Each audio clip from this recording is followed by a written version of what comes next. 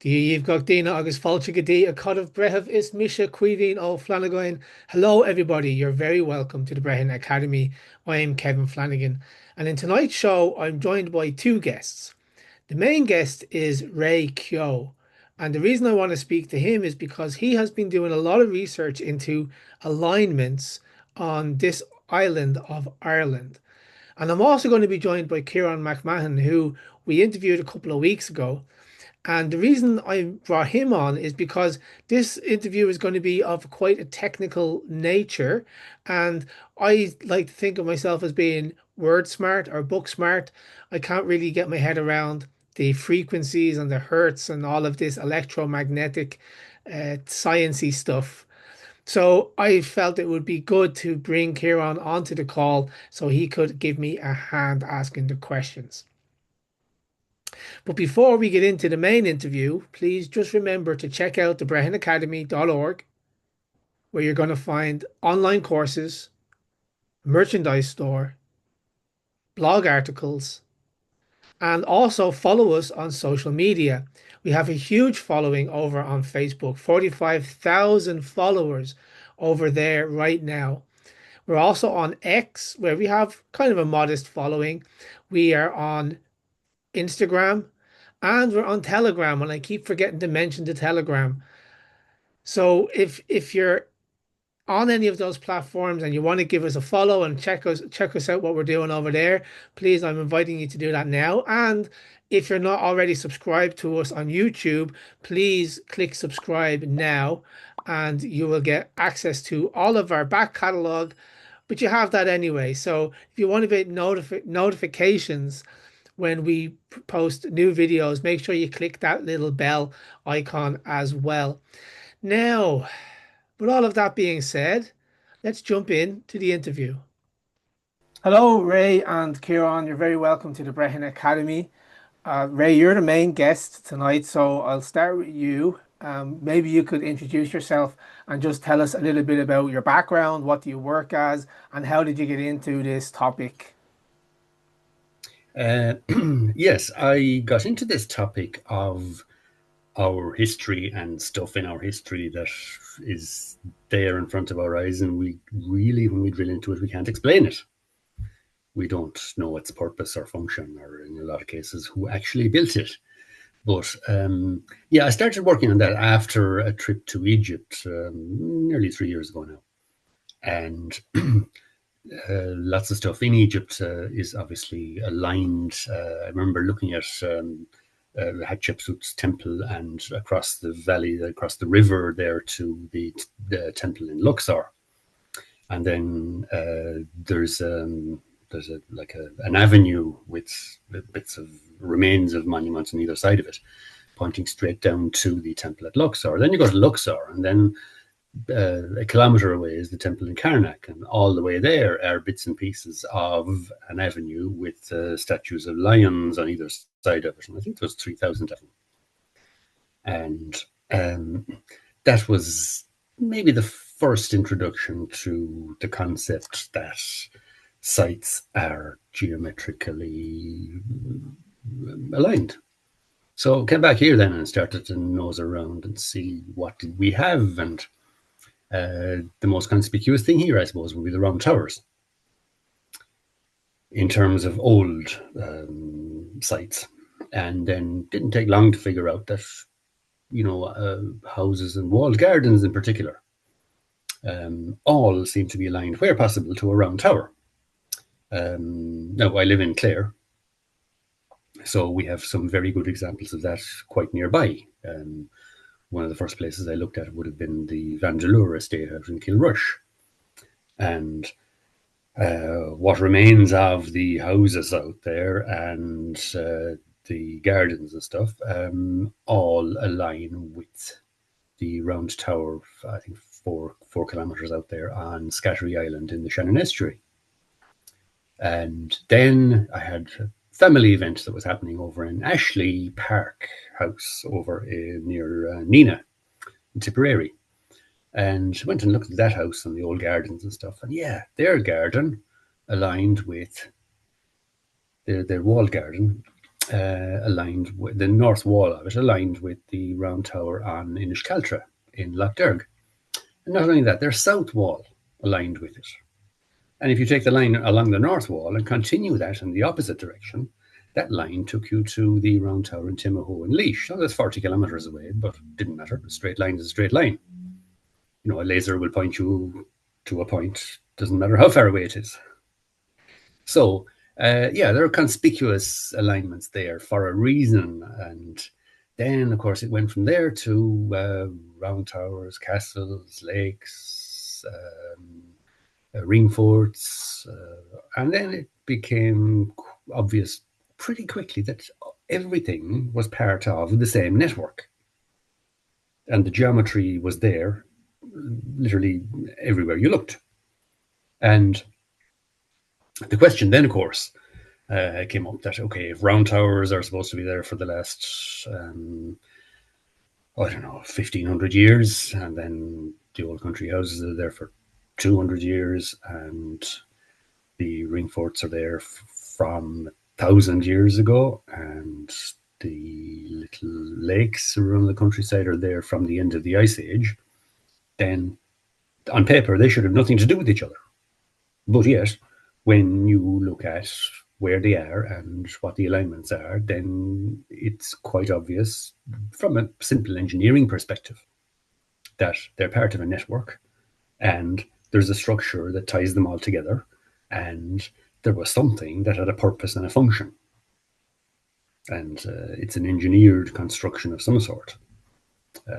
And, you know, when we do figure out exactly what it was and how it worked, yeah, I'm sure it's going to be the most breathtaking engineering that we can imagine. So I'd like to jump in here with a question, because I'm sure everybody who's listening is going to be thinking the same thing, that if you draw a straight line from anywhere, you're bound to hit a sacred site or an ancient site eventually. So what would you say to that level of skepticism? How would you persuade people like that there is actually a design behind this? There are a number of locations where, I'm not a statistician as such, so I can't calculate odds for you. But for example, if one of the videos that I deal with in the area of ring forts is out west of Ennis, out in Kilmaley, and there are around a lake there, within sort of 3 or 4 kilometres, there are 40 ring forts, and every one of them fit a pattern. And if you go in to look at the video, is actually called Ring Forts, the Pattern, and 20 of them fit one type of geometry, whereby you have one on either side of a point on the lake, and the other 20 fit a different kind of pattern, where the pairs are all on one side of the lake, and if you continue the line from the center of one to the center of the other, they meet a meeting point. They converge on a meeting point on the lake. And there's nothing on if you continue that line through the lake and off the other side, there's nothing there. So it's as if you had some sort of energy active on that line that required there to be no interference further along that line in the same direction. But anyway, you've got 40 ring forts, and they're all connected. They all fit this pattern. So it's difficult to calculate the odds of that. There are other, let me think now, there are other situations where there's a place called Fidán Castle up near 𝗘𝗺 in North Clare, not far from the Galway border. And that is the enclosing wall there is a curious shape. It is described in the video on Gregan's Castle because there's a line from Gregan's Castle across to one of the round towers. I can't remember offhand now if it's Tuamgraney or Inishcaltra. They're not far apart. But anyway, that line runs directly along the top of the wall, one of the enclosing wall at Fidán Castle. And then precisely 90 degrees and 90.0 to that, because you can go into Google Earth and it'll give you the heading of these lines to 2 decimal places. And the other, the 90-degree line to that, through one of the star fort type protrusions on the wall at 𝗘𝗺 Castle, points you straight to a water feature in a garden at the Poor Clare's Convent in Ennis, which is the meeting point of several other alignments. There's must be 40 properties in the area, which are all aligned to that place. Now, I have no idea what was special about that place energetically, but it was significant whenever these places were built. So there you have alignments which couldn't possibly be accidental and have a clear purpose of some sort. I see. And what do you think this is all pointing towards? I mean, how have you picked up on any clues from your research what this might all actually mean? I don't know the full extent of it. It is clear that etheric energy, as per Nikola Tesla's work at Wardenclyffe, is part of the picture. Because if you go to Dromoland and you see the turret there and see its position in relation to the castle, and the turret over on Cullan Hill and its position in relation to Adair Manor, then you have big old castles, country houses, or whatever, which effectively had their power plant on a hill, gathering energy and relaying it wirelessly, which Tesla proved was possible, to the big house. And there are quite a number of instances of that. There is, for example, down in the Shannon estuary on Cannon Island, there's the Augustinian monastery down there, which has your usual remains of a church and all that. But there's a big square tower there, which is proportionally much bigger than the towers that you find normally attached to these old buildings. And that is a focal point for buildings all over Clare, Kerry, and Limerick. So it is as if at those locations power was being drawn down and could be retransmitted to specific locations then at ground level, so to speak. So etheric energy was part of it for sure. Yeah. Now, magnetic energy and piezoelectric energy were probably part of it as well. In that you see standing stones were very prominent in this network of sites. And you have generally a situation where standing stones occur in pairs. I've seen lots of examples now where you've got two types of standing stone on a site. The one that I've covered in Lisheen, for example, would be fairly typical, whereby you have a lump of limestone and a lump of maybe sandstone or some quartz-rich stone. And they almost always occur in pairs. The same happens in Clarecastle, and I'm thinking there that, you know, if you have different types of stone, you have a polarity of some sort between the two of them. And interesting, yes. Electrical potential will give you, or maybe activates something. I'm not quite sure. I think as well, Bullon stones are part of, are a continuation of that theme, because if you look at the instance whereby you have a Bullon stone with a recess carved on top of it where you pour a liquid in there of some sort, lots of the Bullon stones have two recesses on top. And if you were what do you think the significance of that is?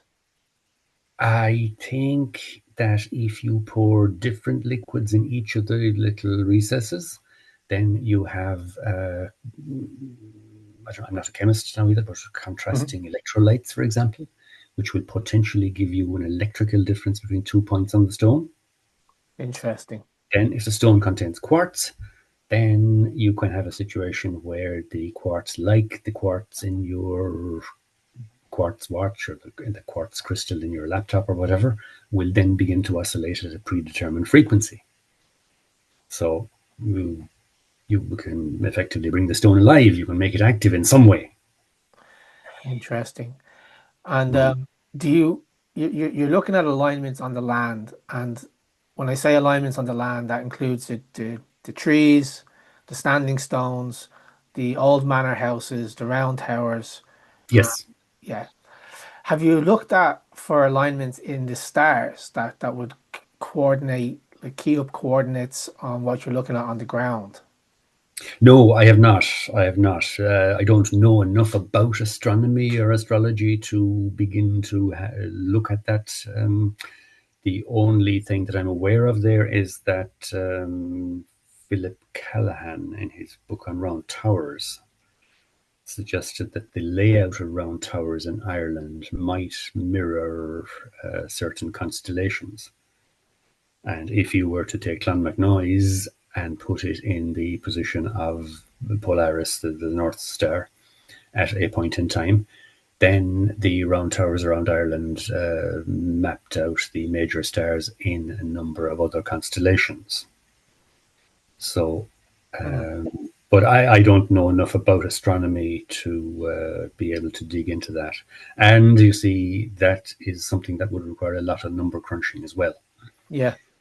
The reason I'm because asking is because I've done like very rudimentary research into this, and the standing stone in Irish is called the clochán, which is where, if you look at the etymology of the word clochán, that's where we get the word clock. And I yeah, I I have discovered that these standing stones are more akin to being like sundials, astrological calendars that measure the position of the stars at certain times of the year. And well, I think Newgrange is a perfect example of that, that you have an alignment on the 21st of December with the sunrise. But there's also many alignments in other passage graves and standing stones and so on. And what I find interesting about this is that the word clochán, when you look it up, it's not Latin. It's actually has a Gaelic origin. And what I the thing that struck me is that the word clochán, it's also a word for a bell, which is the ringing of the bell. Um, yes. is a clochán, right?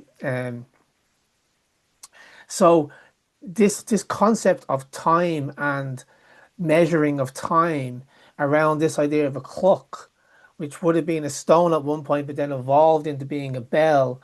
And so that's how we have the word clock today, because they rang the bell every hour. And I'm wondering if that would be like an interesting thing for you to investigate next on, as you continue your research. Yes, you see, it could be measuring time, or it could be if the standing stone was something which, by virtue of its geometry, or in the case of a Bullion stone, by virtue of some electrolyte that would be active there, maybe the standing stone was setting the time or setting the pace of oscillation for um, a site or a bunch of other standing stones or something. Maybe it was a synchronization device because uh, I, I've seen one in Lahinch. The standing stone is located right in the middle of the river. And Okay. at that stage, the Lahinch standing stone video. That standing stone is in the river where the salt water washes in and out twice a day. And as an electrical grounding point, it would be absolutely perfect. Interesting. So I'm going to jump over to Ciarán McMahon now, who is from Welcome to the Abyss. Ciarán has been with the Brehon Academy for a couple of weeks now, and I've invited him on because he has a bit more of a technical mind and a technical background, and I think he's going to have a bunch of questions that he's going to ask you that are going to be a bit more, I think, a bit more in your wheelhouse, and I'm just going to sit back and listen to the conversation. Yes. Okay, I thought, Ciarán, do your worst. yeah. So just based off just that little the introduction you had there. So you went to Egypt and you were talking about the alignments. Would you have any thoughts on the likes of the pyramid, what their function was in relation to these sites, or what do you think?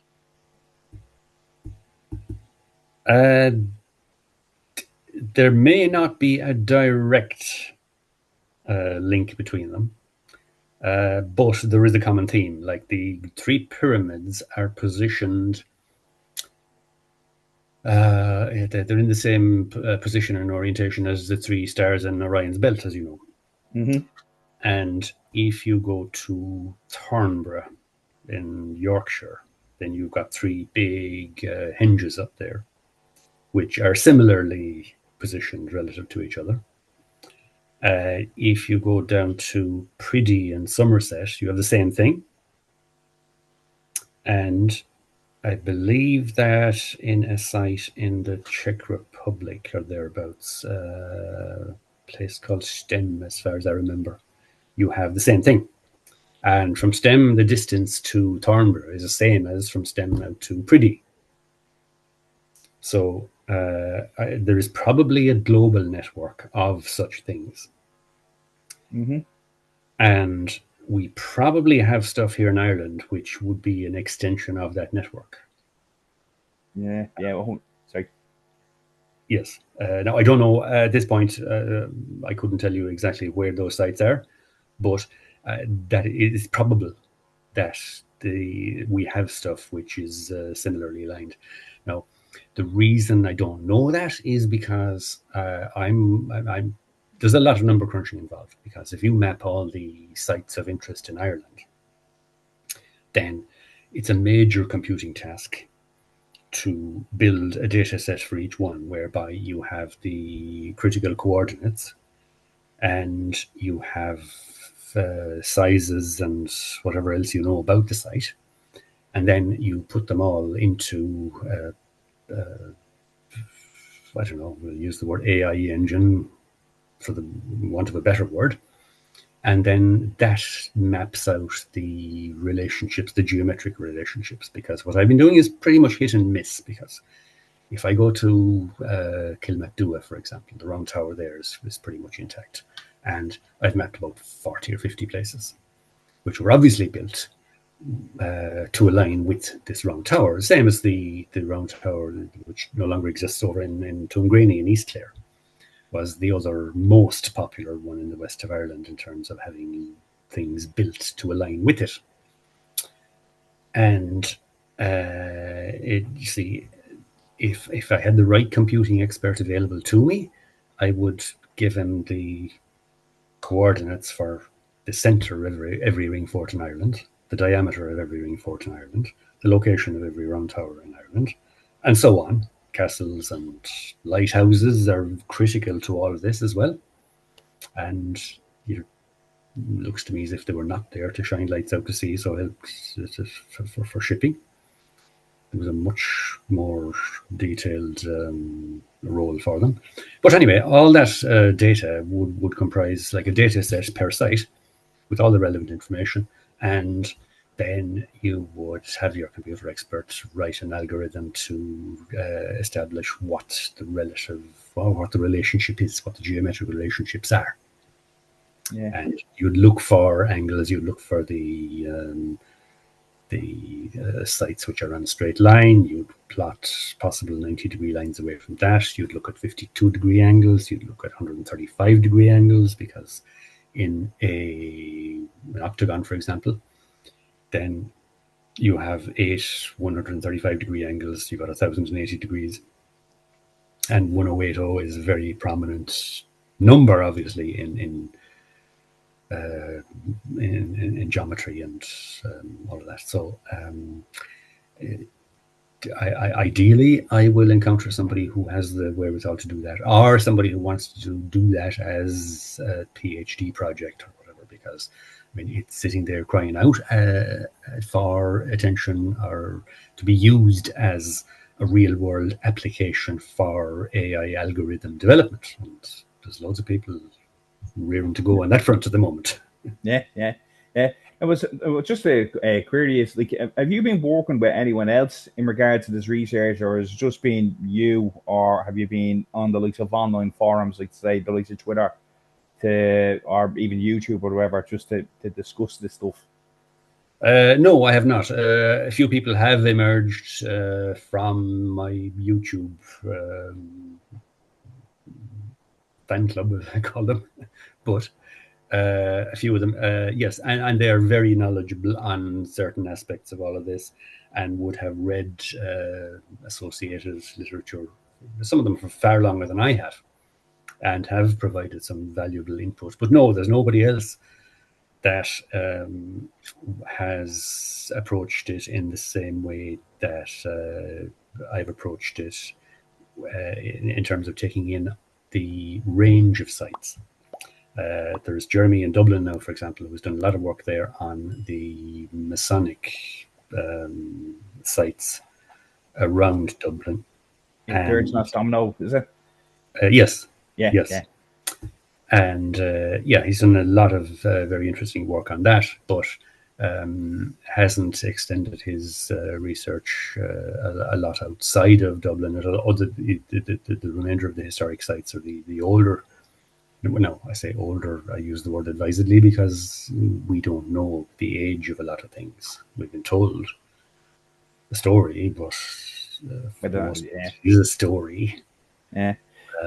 But anyway, Jeremy has come up with some very interesting stuff, but his stuff seems to be limited to the activities of a specific group of architects and influencers around Dublin during the time that all this stuff was built. And that's from several hundred years ago until now. Mm-hmm. So there's nobody else really. Michael Tellinger has done a lot of similar stuff in South Africa, and his research only serves to show that this was a global system. In that, when I look at the stone forts and stone circles and stuff scattered around the Burren, it's exactly what Michael has found all across South Africa. And he says there's millions of them. And I believe at the moment that in the Amazon basin that scanning technologies are such now that anything that hasn't already been uncovered with forest clearing is now possible to map, or more of it is possible to map with LiDAR and other technologies. And there are all kinds of earthworks across the Amazon basin, which would be the same as correspond to what we have here, and correspond to what Randall Carlson has been looking at all across North America. So there is no doubt, and the dolmens as well, you see, all across the Northern Hemisphere, and there would be concentrations of them in places like South Korea and Japan, for example. Japan has got more dolmens than we have. Mm-hmm. Yep. Yeah. It's pretty interesting. I was going to make a suggestion to you is that I know a couple of people online, so I'd be on Twitter and YouTube, and I've got in contact with a couple of different people who would be all about this kind of work. So if you're interested, we can put you in touch and then hopefully expand on this project, because a lot of the stuff that's what me and Kev are saying. Yes, is that like we were like this is excellent. Like, you know what I mean? Yes. Like I was listening to what you were saying about the Lachine standing stone there, and you talked about the stone pairs, as in like two towers, and obviously you mentioned Tesla, so even that could have been like almost like an anode and a cathode, or some sort of, I suppose, electrolytic reaction is going on. Oh yes. You know what I mean? Yes. And then the Bullon stones, you mentioned that, like they was even the ringing. Like if you looked at the acoustics, like you mentioned Clonmacnoise specifically, well, have you looked at the sonic arch? Have you seen the sonic arch in Clonmacnoise? I can't remember the name of the fella who done this research, but there's one of the main arches in Clonmacnoise. If you speak on one, it's called the Whispering Arch specifically. Right. And what happens is you speak on one side of it, and then the sound travels across it. Now, from a lot of the stuff I've seen online, and even some of the stuff I've looked at that is the acoustics is the key part of this as well. Yes. And obviously you know Tesla as well, so it's energy, frequency, and vibration. Yes. But the it's some stuff that'll be quite interesting to you as well.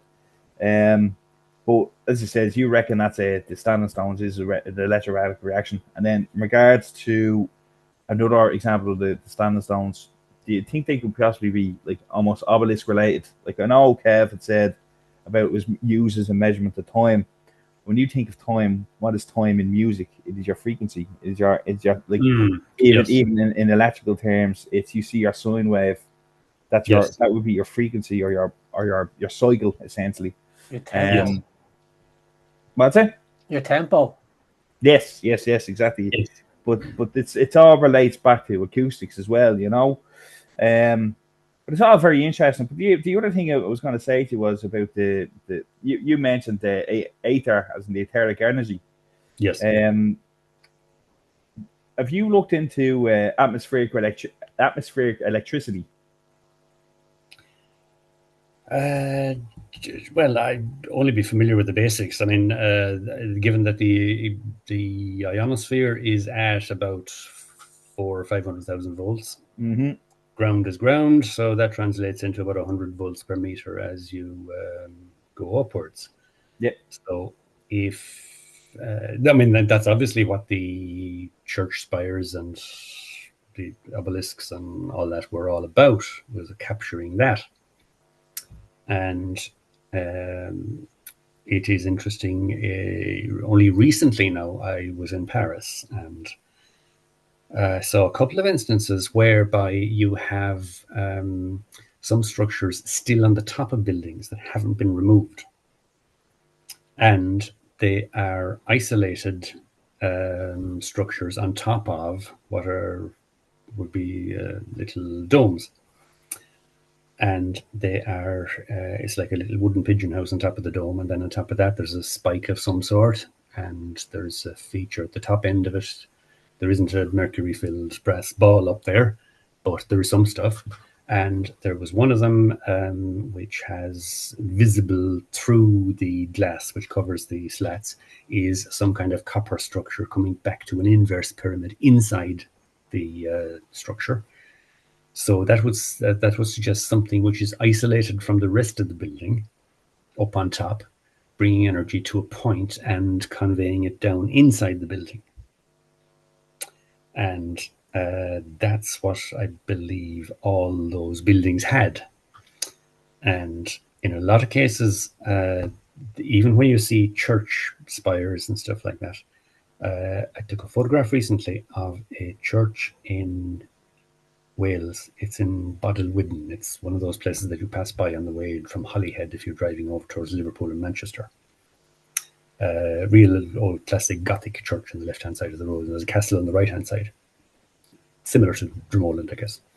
But anyway, the photographs of the spires there show clearly that there was something on top of there that was broken off. The stonework is all lovely, almost comes to a point, and then it's broken, shattered. As if some clumsy fellow with a lump hammer broke it off. And they're all the same. So there was something else. There was more to it. And it just got broken off. So, okay, I don't have a science background. And I'm just thinking about the listeners, okay? Yes. So could you explain for my benefit and for the benefit of the listeners who also don't have a scientific background, what's the significance of having these high towers? You said that it was kind of obvious in relation to electricity, but I didn't really catch what was the reason for that.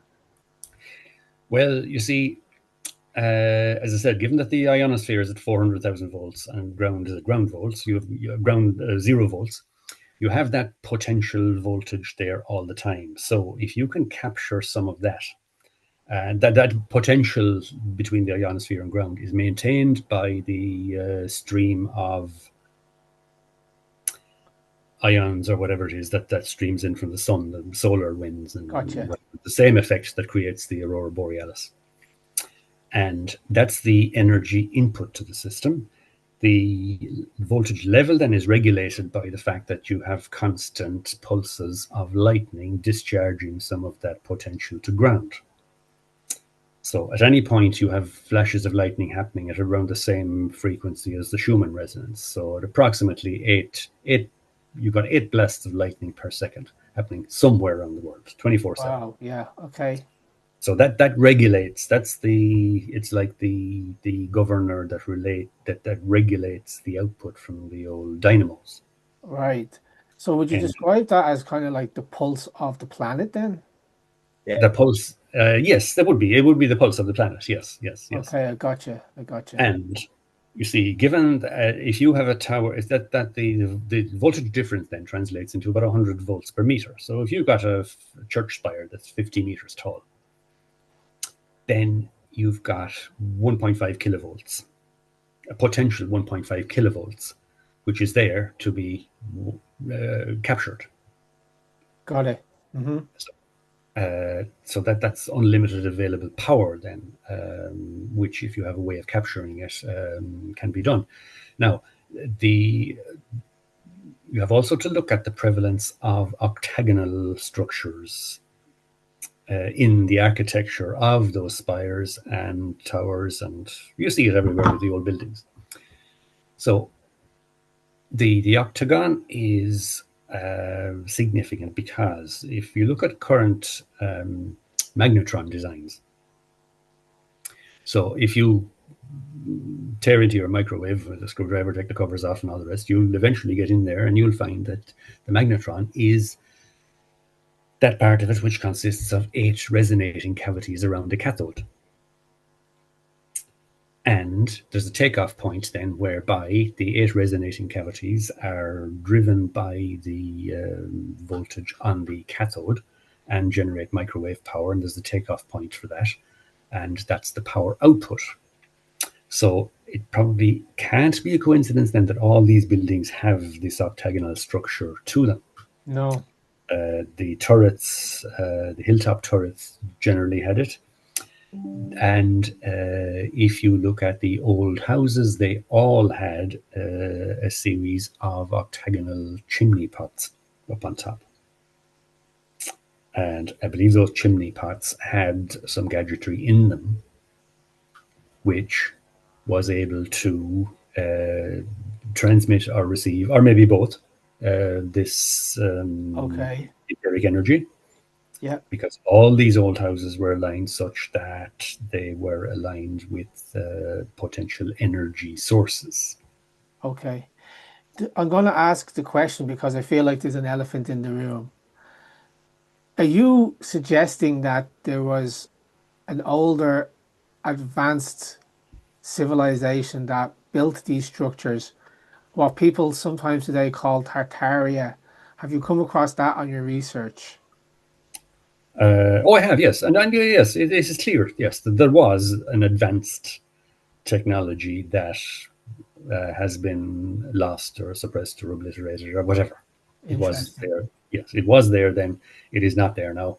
And the reason for that is pretty obvious, because if you had something not much more complex than a TV antenna on top of your chimney and you could draw down all the power that you could ever possibly want, yeah, that would displease a lot of people.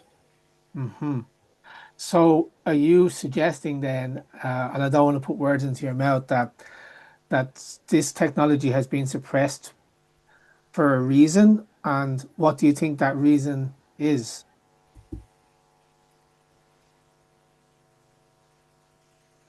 Oh, there are a number of aspects to that reason, but there are two. The simplest one is that if you could, with a minimum of gadgetry on your house, bring down all the power that you could possibly want, then you would be able to, you wouldn't have costs that you now incur. Okay, so is this kind of is this kind of like harking back to the oil barons sort of thing? That is certainly part of it. Yeah, that's certainly part of it. Because now, there's probably sorry, Ray, just as an aside, because I knew a guy who was trying to build a free energy machine, and he told me the story of when Nikola Tesla brought his free energy machine over to America, and one of these industrialists, I'm not sure was it a Rockefeller or a Rothschild, but one of those families said that's not going to see the light of day until I can put a meter on it. And so he was calling his machine the Nometron, the no meter on. Yes. So sorry for interrupting you. Please go on. Yeah. That's the purely commercial aspect of it, and it's possible, and that you could look to see the impact that effectively free energy would have on mankind and society, and that would it would free up a lot of people, and I don't know, it would change the world completely if energy costs weren't a consideration. Yes. You'd have a completely different world, and not everybody wants that. Yeah, it's interesting. Sorry. But I was going to ask you a question there. Now, I have a bit of an interest. I have a bit of a pyramid theory going on myself, and my background be refrigeration and air conditioning, but we do a lot of electrical theory and stuff like that.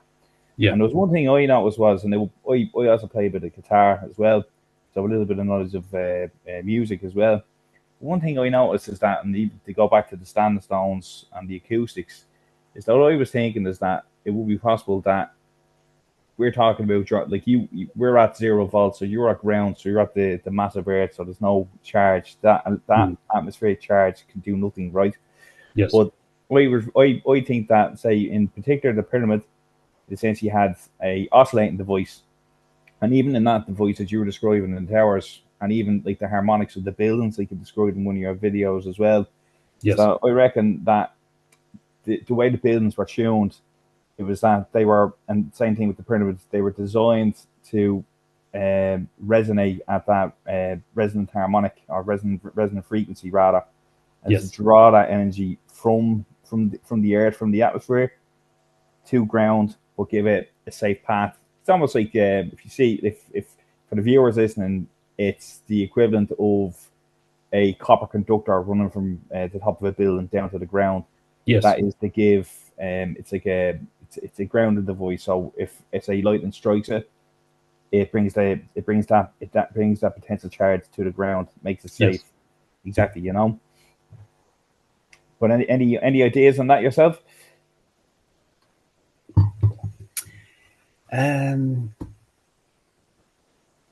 Yeah, I think that the geometry of the buildings is important as well, because in one of the videos I detail the size, the unit of measurement that was used in various places corresponded to 1 degree or 1 second of longitude at wherever the location was. So that would go for like stone circles in County Clare, which would have a radius of 62 feet. And if we go to Brittany or Cornwall or further south, then that unit of measurement is slightly longer because the lines of longitude are further apart. And a frequent dimension you find over there with buildings and structures like that would be 65 feet, and Scotland is 57 feet, and so on. So it does look like that stuff needed to resonate in tune with the planet, and building it to a specific size, depending on where it was, either helped or was enough to get that resonance happening. So yeah, that was certainly part of it, because you see, the other thing you'd have to be careful with in terms of drawing down energy from the ether is that you'd have to do it in a controlled way, because there's an unlimited amount of it there. And you wouldn't want to, if you look at the power in a lightning bolt, then you wouldn't want to unleash that when all you want to do is draw down a controlled amount. So that was certainly part of it. And the lightning, of course, is how we know that that potential is there 24/7. Because if you got a thundercloud bridging some of that gap between the ionosphere and ground, then the power will spark the rest of the way. Or if you get volcanic dust, for example, around an active volcano, you got huge amounts of lightning happening there all the time because the charge in the atmosphere. Yes, that's right. Yeah, a lot of that gap is bridged, and the power will arc the rest of the way.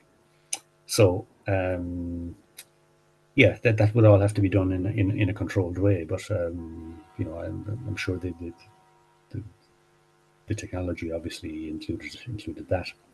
The thing is that the big question in my mind, one of them is what they did with that power then.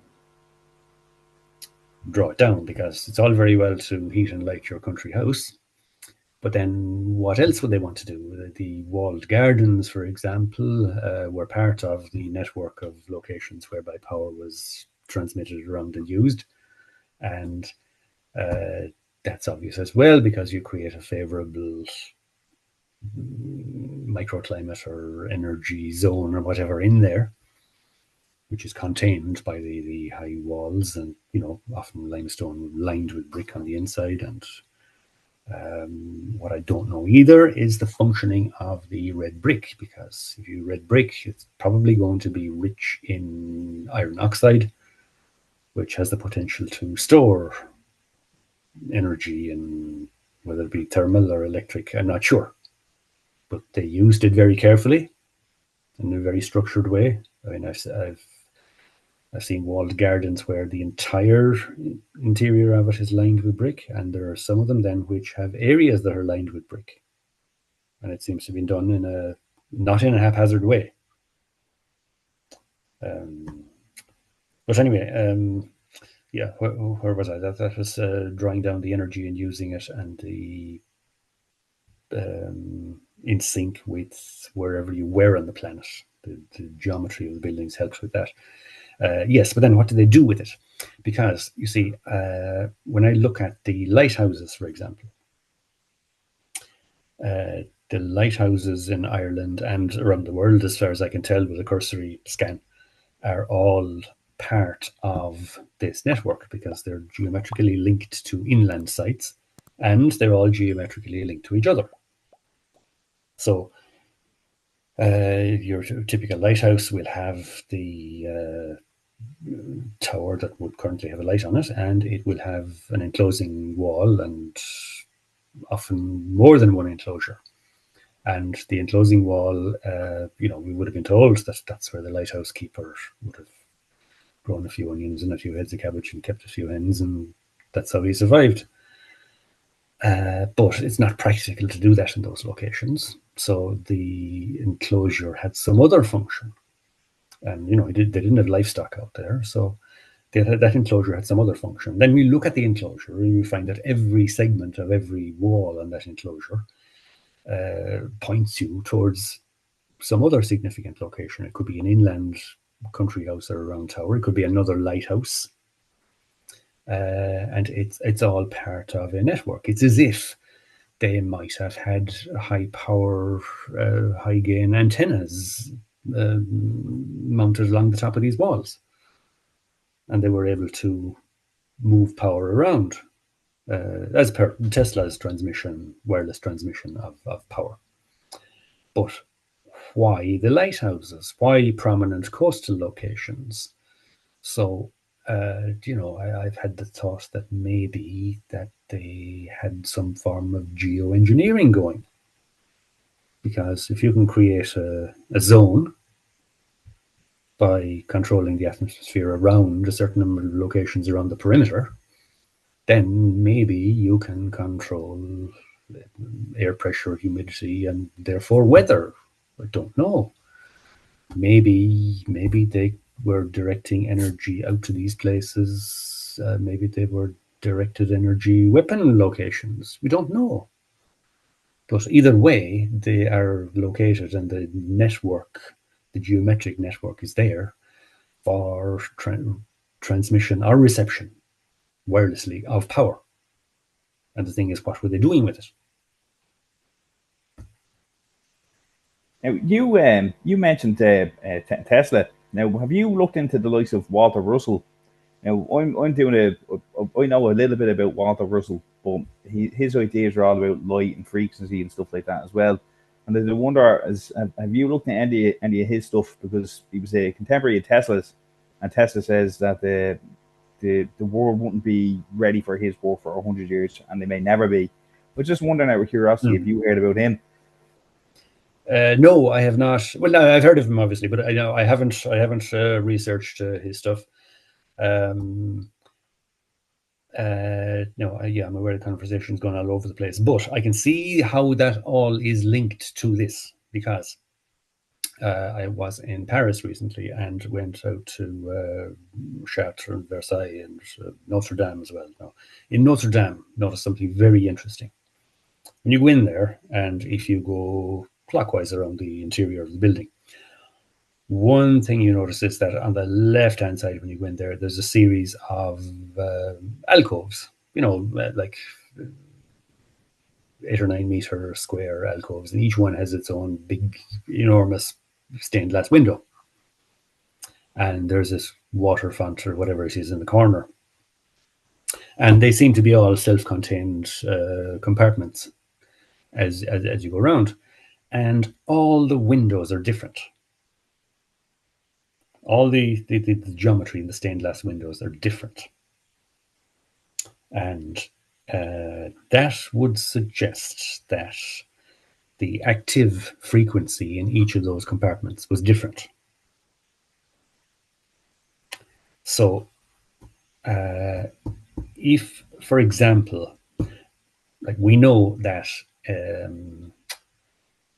as per the work of a French guy called McMahon, as far as I know, he was into sonics and the effect of all that.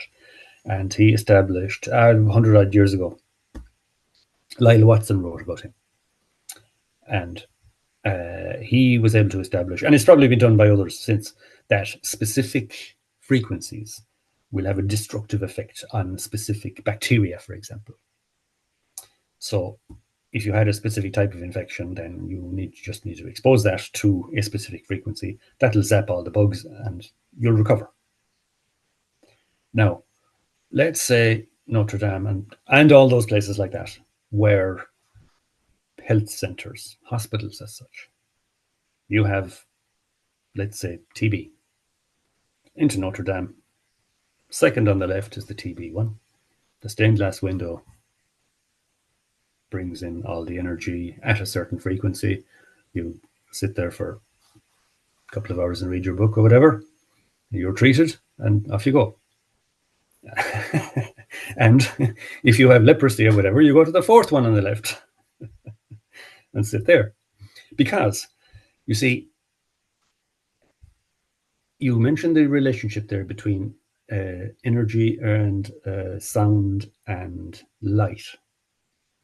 There's also a relationship there with geometry, because can I share a screen now with you guys? Now, you see that? That's the color spectrum. And the screen you're looking at now on your TV and all those things, all transmit red, green, and blue lights. They have RGB LEDs in there. And if we look here at the most intense wavelengths of the primary colors, blue, green, and red. And you see the numbers there in angstrom units corresponding to the wavelength. Yes, now, I recognize them already. Yes. Now, if we go to a square, then the side of the square in relation to the diagonal of the square is the same as the relationship between green light and red light. Okay. Next, if we go to a vesica Pisces, which is part part of the geometry in these Gothic structures. Then the width of the 𝗘𝗶𝗹 in relation to the height of it is the same as the relationship between blue light and red light.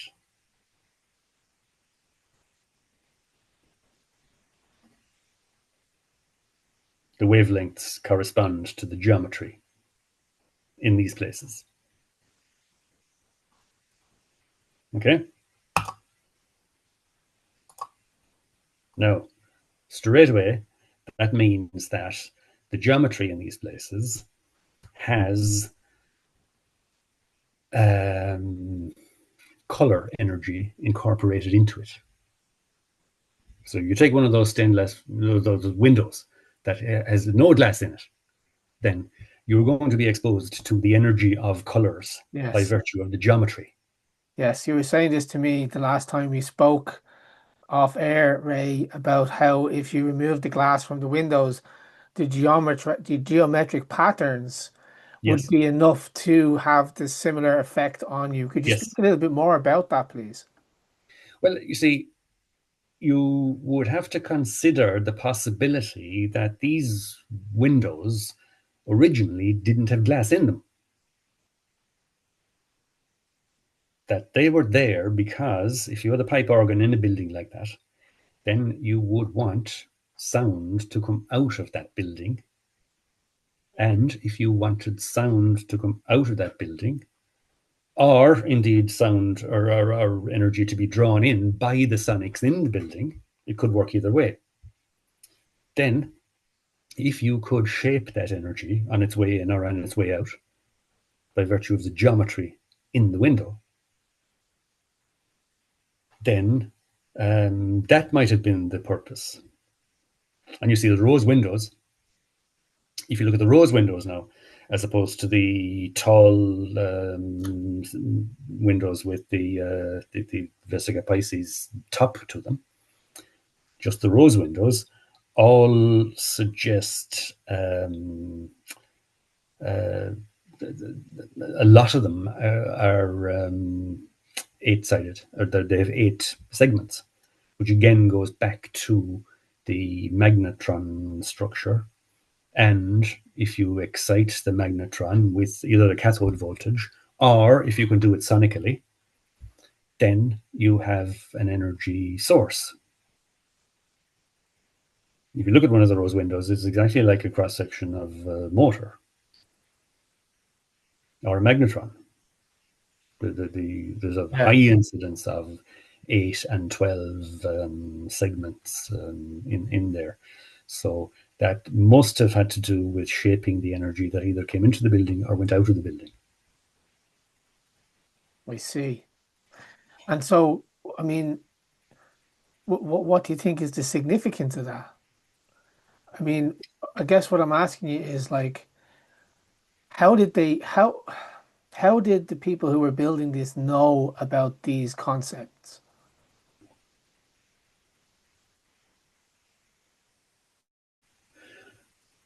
Well, you see,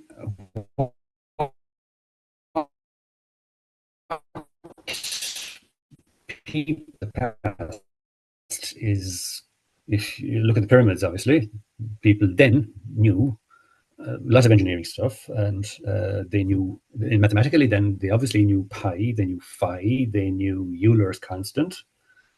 They knew loads of mathematical stuff that we were told wasn't discovered for thousands of years later.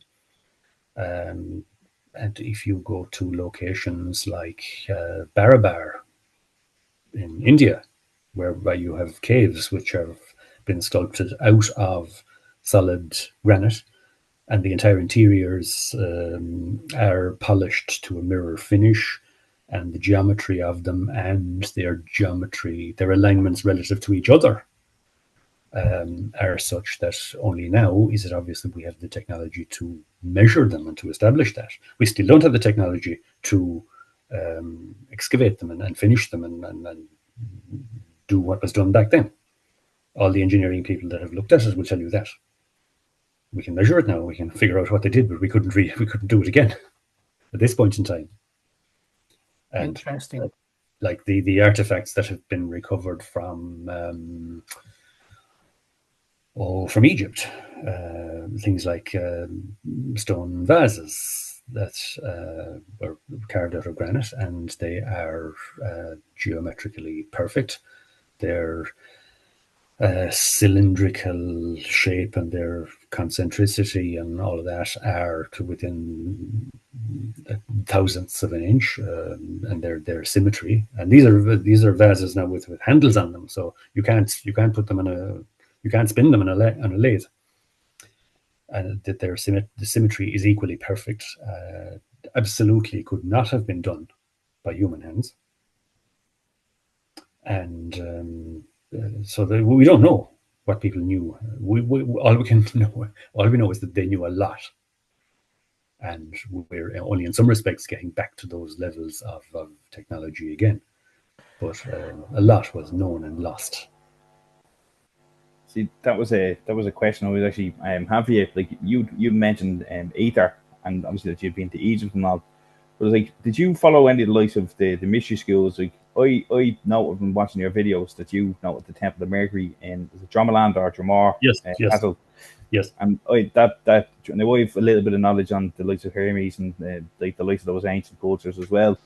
And a lot of the stuff you were talking about was like the ancient knowledge seems to be coming from the likes of Thoth, the Atlantean, or Hermes Trismegistus. Like I know Mercury is the Roman equivalent of Hermes, who was Greek, and then it's a connection between Thoth, who was Egypt, which is this ancient knowledge. So I was just thinking there, there's like, have you researched much into that stuff yourself? I have not. Now, I'm aware, but I don't know enough around the topic that a lot of the older knowledge has been kept and produced over the years by the Masons. Now, I don't know enough about them to know exactly what their role is in terms of the older knowledges and what they have preserved and why. And it's obvious that they still have a role in all of this. They know more than we do. And I don't know to what purpose that is being that knowledge is being maintained or used. But that would be a common thread through all of the history, as far as we can tell. And even that's a bit vague because we don't know the timelines. Prior to the 1800s, or prior to maybe the middle of the 1800s, we've no idea what happened back then. No idea. It's all guesswork, really, isn't it? Yeah, stuff that we were told happened in the middle 1800s. I suspect some of that happened, like buildings that were supposed to have been built in the middle 1800s. Make no sense. If you even look at the buildings here now, for example, one of the local ones that I talk about is St. Flannan's College. That would be typical of such buildings all around Ireland. And there is no evidence that that was actually built in the time frame that the history books tell us. The story there, as is described in my video, is that it was started in 1878 and it was finished 22 months later in 1880. And there is simply no evidence to back that up. None. Nobody knows where the stone came from. Nobody knows anybody who worked on it. There's no instance, and this is only like 5 or 6 generations ago. My grandmother was born in 1890, for example. So in the big scheme of things, it's not that long ago. I mean, there's no instance of a family, for example, in the Ennis area that I've been able to find out about, who would have come to Clare for that enormous building project at the time and stayed. So even looking at the sociology, the trail dries up. There's no evidence. That was it. sorry, that was one of the questions I was looking at. It was the like you noted the St. Flannan's Church, and there was Galaris oratory is the That's same right. as the oratory right beside that. Now, I Yes. thought that was quite odd as well. But even like if you looked at the Irish monks of the 12 Apostles of Ireland essentially, and they're attributed to going into Europe. Now they're around 600 AD, and they're attributed to going into Europe and building all these monasteries and churches, etc. Right? But I know is like, well, if they went into Europe and built all this mad stuff, how come they never built any of this stuff here in Ireland, or they've never been given the, I suppose, the credit for building those churches here? Like if you look at, say, I'm trying to think, there's a lot of the churches are as a Augustine, Dominican, and Franciscan churches. Yes. They're all being given to them. But I did some of the research I've been doing into it was like, well, if you look at the saint who's associated with it, and you look at these builders who went into Europe, it was like, are you sure we didn't build these churches? Like if you look into the Irish mythology, to some interesting ones like on Govan Stair, you talk about the towers and castles. And Govan Stair, I believe he was mentioned as one of the builders of these castles. Yes. Yes. And towers, etc. Can I just jump in there? Sorry, before you answer, on Govan Stair, if you translate that literally, it means Freemason. So that's just another little interesting thing to throw into the mix. We just touched on the Freemasons there, Kev. Yes, that's right. Yes. Well, you see, the thing about the time scale is that we relied on written accounts, and you see, there would have been stuff that would have happened in the second half of the 1800s, and in theory, because we have photographs of other things that happened during that time, we should have photographs of some of these building projects, and there aren't any. In no case is there a series of photographs which show you one of these buildings being built from the ground up in the 1800s. And we have history books that say that that's what happened, and the books are, quoting earlier books and so on. But like anybody in the legal business would be able to tell you that that's not evidence; that's hearsay. There's no, if you distinguish between evidence and hearsay, there is no evidence. And there is evidence that in theory should exist that is missing, for example. And a lot of these buildings, I think, a lot of the buildings that are attributed to the 1800s were there for 100 or 200 or 300 years before that. And there was some upheaval or reset or whatever, and the buildings were then redistributed to mostly the religious orders and the new governments or state rulers or whatever.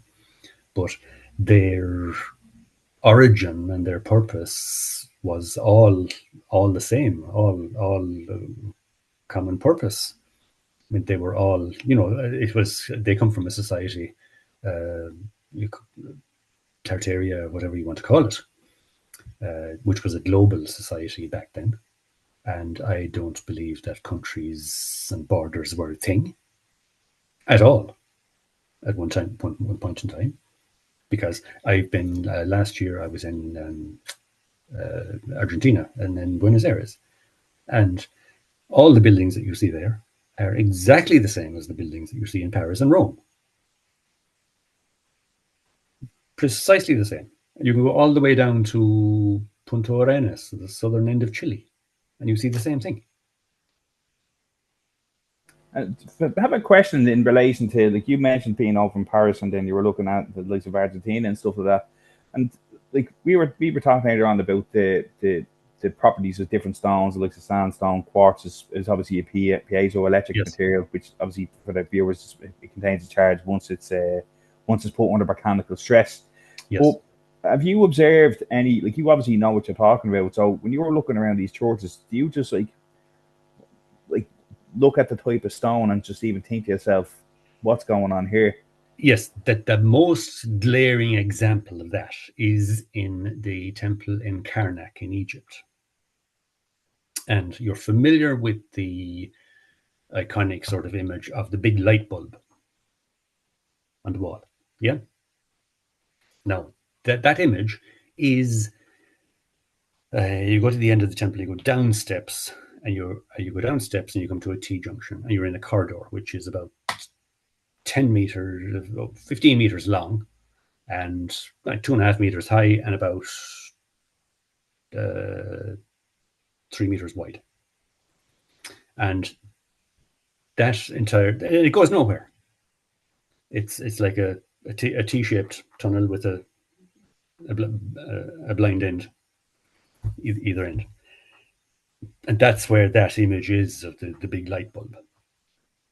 But that little room, tunnel, or whatever it is, it's 7-8 feet tall. It's 2.5 meters tall. The bottom, almost 1 meter, is limestone. And the middle, almost 1 meter, is sandstone. And the top, the rest of it, from the top up, the top 1/3, is limestone again. All the way around. So you have a ring of sandstone sitting on top of limestone and capped with limestone. Okay, and if you look at, there are certain images of that light bulb wall, as I call it, and you can see that because you have a bright reflection from the sandstone bit in the middle, from the quartz crystals in it, and then suddenly at a certain level that reflection isn't there anymore because it's limestone from there up, from there, and from there down. So that part of the building is built almost like as if that ring of sandstone needs to be isolated from everything else. It's almost like a layer in an electrical capacitor. Yeah. And I haven't been able to establish the same principle occurring in buildings over here. Now, I haven't been looking specifically for that, but it's like an electrical design principle. If you look, you will find it. Because if it was used for a purpose over there, then it was probably used for a similar purpose over here. That's the most glaring example. The other thing on that theme is that was Graham Hancock was looking at earthworks. Himself or Randall Carlson were looking at earthworks. Can't remember where now. But what they found was that you had alternate layers of sand and clay and sand and clay. Very similar to the layers that you might find on an electrolytic capacitor.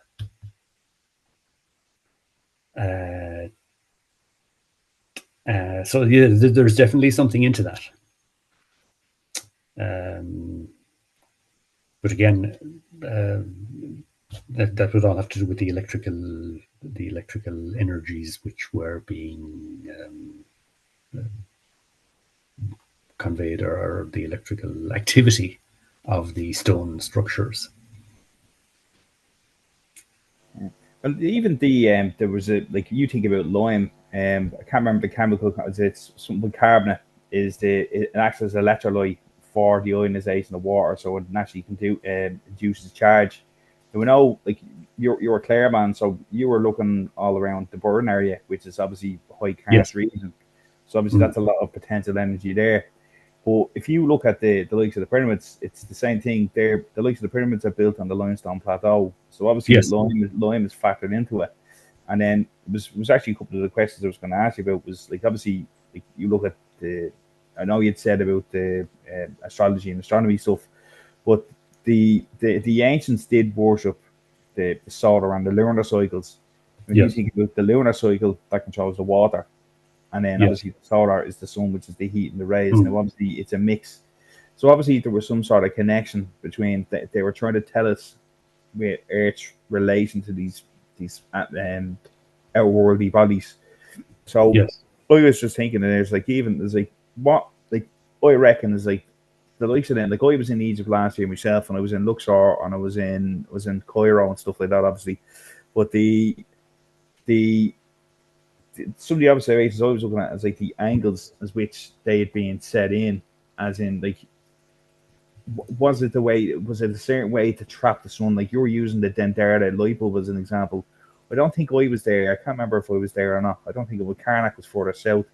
But if you look at the way the maybe the sun hit the temple, Yes. and then as the angle went down, what it means to draw as much solar energy, perhaps, or even geothermal energy around Cairo or around Karnak? Sorry, I don't think so.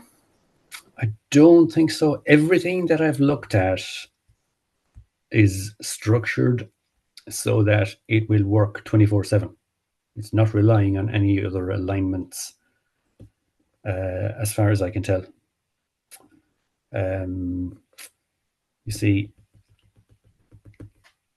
yeah, it's interesting that you mentioned lime there now, because lime was probably part of, certainly in Ireland, part of how the overall system worked. Because you see, if you take quicklime and you add water, that's an exothermic reaction, and you'll generate, for every couple of kilograms of quicklime that you immerse in water, you're going to release as much energy as if you burnt the same amount of diesel. There's a lot of energy stored in that. And then if you dry out the quicklime again, which is not easy to do, you can repeat the reaction. So the lime will work almost like an electrolyte in that sense, and that it'll store energy. So I don't know how that was used. The fact that a lot of the old sites here are centered around lakes is possibly plays into that. I don't know. The location of lime kilns as well is interesting, in that the lime kilns, I believe, were the activity, the conversion of the limestone into quicklime, into the CaCO3, I think was accelerated or boosted by whatever energy was active in this network. Because if you look at the location of lime kilns, they weren't random locations. The lime kilns, I believe, all had to be located on this energy grid. And the primary source of energy for the conversion was the fire that you lit and whatever fuel you burnt. But I believe the thing was that the conversion was much boosted by whatever energy was active on the network, by virtue of where the lime kiln was located. Now, have you conducted any experiments on any of these sites? Like, this is, your stuff. So, like, would you pick a site at random and just go, I want to try and test something here? No, I have not, is the answer to your question. But the first time that will happen now is pretty soon, because I was contacted by somebody who lives in a stone house, an old stone house, which is a few kilometers away from an intact round tower. And his wife hears nothing, but regularly at night time he wakes up to hear this humming, this low frequency vibration. And it's like an air conditioning unit gone wrong, and he doesn't have one of them. And he has no idea what it is, has eliminated everything in the house as being the source for this thing, this vibration. But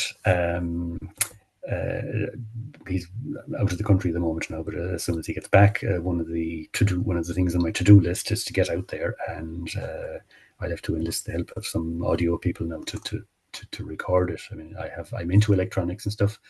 I would have a spectrum analyzer, but the problem is it won't respond to frequencies that low. And it's probably Schumann resonance or a multiple of it.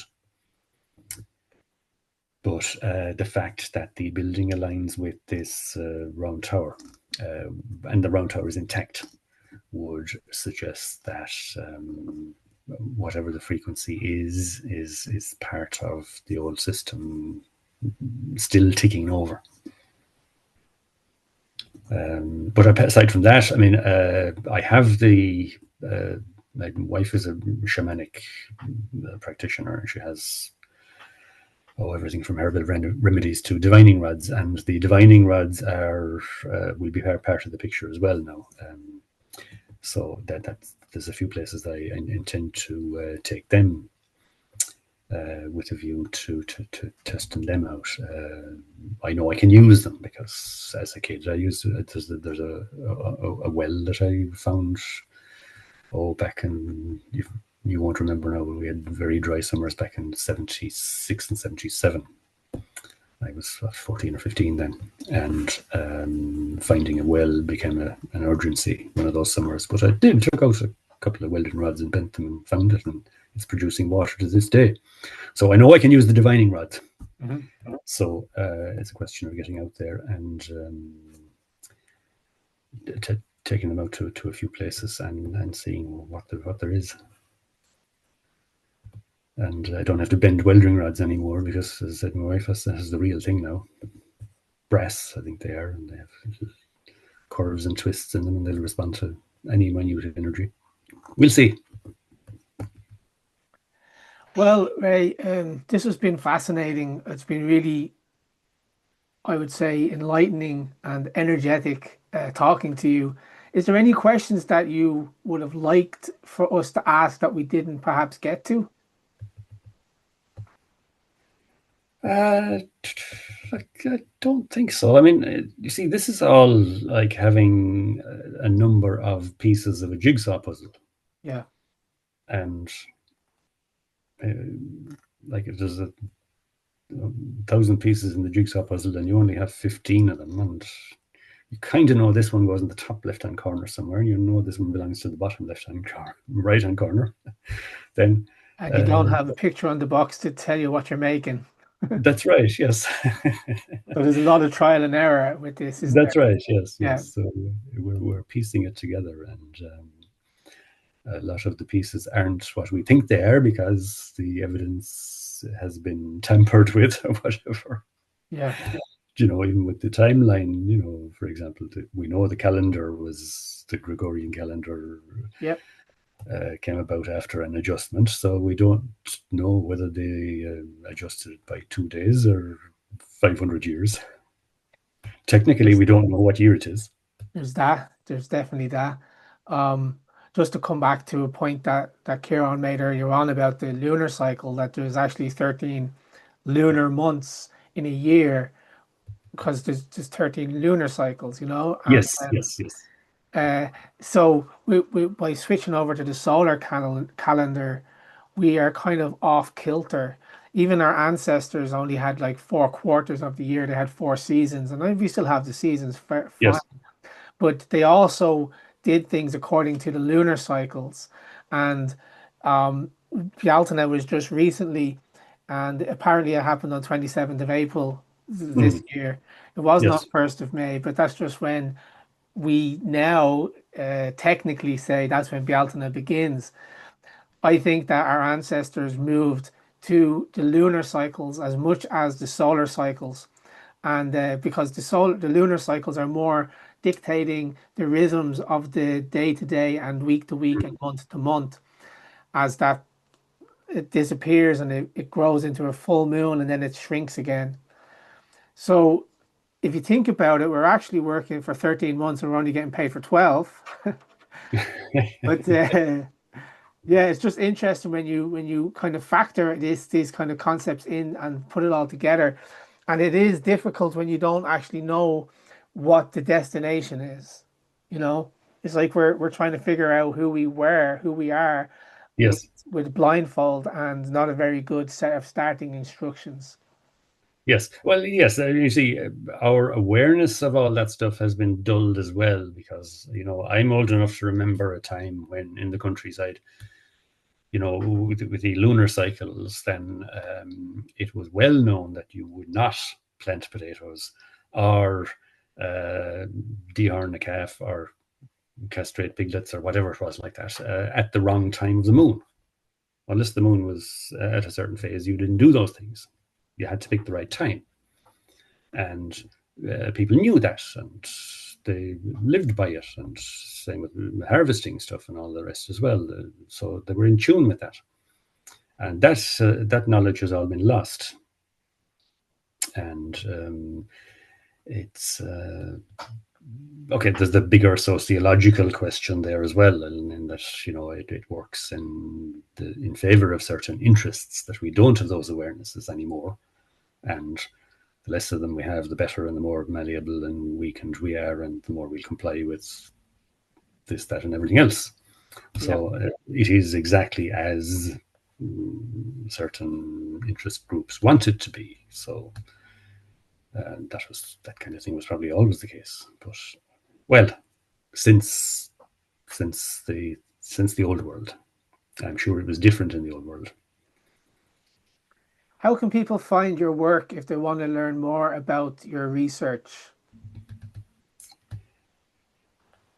That would require me to put some more time into social media promotion and stuff like that. All I've done is do these videos and pop them onto YouTube. I kind of need to do an introduction video and then blast that out across the other platforms like Facebook and X and whatever. So just for now, you're only on YouTube, right? That's all. Yes. And it's Ray Keogh on YouTube, I think, right?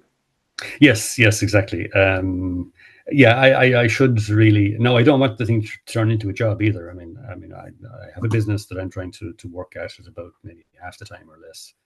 It's golf season at the moment as well. That's important. And if somebody was to go to your channel today, where would you recommend they start? Because you have quite a few videos on your channel, and it seems like you refer back to earlier ones. So would you advise that people start at the first video and then work their way forward, or is there any particular route that you would like them to take? In theory, I should number them, have them in a proper sequence. But you see, the other aspect of that is that I do believe that, or I don't believe in coincidences. And if somebody accidentally wanders into my YouTube channel and lands on a certain video, then in the bigger scheme of things, there's probably a reason for that. Okay. And they're probably in the right place, and let the flow go. Yeah, no, that may be being too easygoing about it, but as I said, if it was, I came across your work through the batteries video, which was yes, a real eye opener for me, because I had been looking into these sorts of things before, and I told you recently we put up the 𝗘𝗺 McMahon, which is Irish wisdom preserved in the Bible and the pyramids, and he has a pretty out there theory, but when you can't really dismiss it. It's certain things that when you hear it at first you think that's off the wall, but then when you do a bit of research and you start lining up these ancient sites and the DNA evidence, which he didn't have at the time he was writing, yes, and it just reveals this picture that perhaps he was almost true. Maybe perhaps he was on the right track, is what I'm trying to say. And so when I came across your video, it was actually through a comment on one of his videos, because there's two parts to it. yes, And saying you need to check out this guy Ray Keogh. Here's a link to the video, and that was the batteries one. So I tend to agree with you that there is such thing as coincidence. No, there's no such thing as coincidence, but people will find the video that's right for them at that time. yes. Yeah. Yeah, I mean, my wife even suggested to me that, the reason you were fascinated by all this stuff now is that in a past life, you were one of the architects that built all this shit. And now here you are. You don't know where you are. You don't know what's happening. But this is all familiar to you, and that's why you're fascinated by it. Yeah. So there's any number of approaches you could take to it. I don't know is the short answer. Ciarán, I'm do you have hoping. any final questions you'd like to ask Ray? Um, I think I think we could like I think we covered quite a bit there. Like, there's a lot of stuff like around the structures, the I suppose the astronomy side of it, and then obviously like there's plenty. I think we covered quite a bit there. But I would like to talk to you again, Ray. Like, you're very, as I said, it's very interesting, a lot of the stuff you were talking about there as well. Yes. And I think what I would suggest to you is try and get on X and say link up with the likes of myself, and I can put you in contact with other people who are looking at the same stuff as we are. Because Yes. there's quite an appetite for the likes of this stuff, and particularly the Tartaria stuff, like exactly what you were describing. A lot of people, that's exactly what the Tartaria theory is. Yes. And Yes. then obviously there's likes of people I taught, Ricardo and stuff like that. He has a lot of information in regards to. He has a book, Resident Earth. It's called. I haven't read it yet, but I know about it. And he's sent me a file discussing all the different links and all that, and he has alignments and stuff like that. So Yes. I'll put you guys in touch as well, and it could be like it could elevate what you're doing. You know what I mean? Yes. Yes. Yes. No, as I said, I need to do an intro video, and that the intro video can be obviously on the front of the YouTube channel, and it's also something that can be posted on a Facebook account and on X and whatever. It would have a purpose that would go across the platforms. But every time I've sat down and thought, how should I approach an intro video? I've had a completely different set of thoughts every time. And that's as far as it got. So I sit down, spin the wheels for a few minutes, go and forget about it for a while again, and do the same thing again. But yeah, soon an intro video will come. And yeah, but by all means, yeah, put the person you were talking about in touch with me, and we'll see from there. Are you happy for me to include your email address if people want to contact you directly? Yes, yes, yes. Yeah, excellent. Okay, well, Ray, thank you so much for your time, and to Ciarán as well for the additional questions. This has been a real, I would say, a real journey for me. Kind of, I don't know a lot about this stuff, but I'm very curious about how it all fits together and how it all works. And I'm slightly interested in the idea of the old world, and that our peoples were way more advanced in the past than we give them credit for. So, Ray, thank you so much once again, and also to you, Ciarán. Okay, Kevin. Thanks very much, lads. Thank you very Okay. much. Thanks. Well, what can I say, folks? That was a roller coaster for me. I hope it was for you too. My head was kind of spinning at a few parts in that interview, just trying to get my head around it. But I didn't anticipate that we would go into this concept of the old world. And that's perhaps why Ray's videos were suggested to me previously, just because it kind of connects into this idea of the Irish wisdom preserved in the Bible and pyramids. Now, with all of that being said, please remember to check out the website, brehinacademy.org. Check out our online courses, our merchandise store, and our blog. Make sure you're subscribed to us here on YouTube and check out our other social media channels. And, Accordia, until next time, slán go fóill.